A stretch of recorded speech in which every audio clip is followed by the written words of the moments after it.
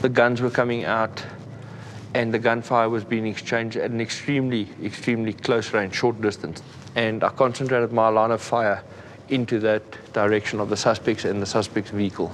I then started to move back to try and get to cover or to create a safer distance between us and the suspects. And that's when I got hit in my left arm. And immediately my arm was paralyzed because according to the doctors, they shot a nerve off in the arm. And my arm dropped down to my left-hand side.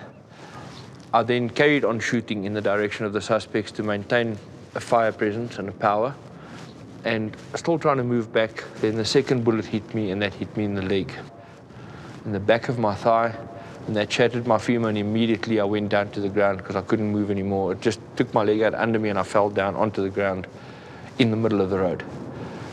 For a brief instant, I lay dead still where I was, and I had to look at my surroundings to see who was positioned where, who was shooting from where.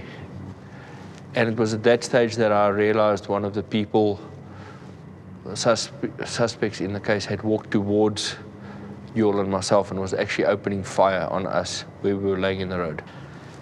And I don't know if it was instinct or adrenaline, but I realized that the suspect was heading to try and get his submachine gun, to get hold of that.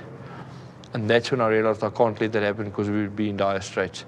And I rolled over onto the back of my bulletproof vest and I fired at the suspect walking towards us to try and keep him away. It seemed forever, but it wasn't. It must have been between 5 and 7 minutes, the whole thing.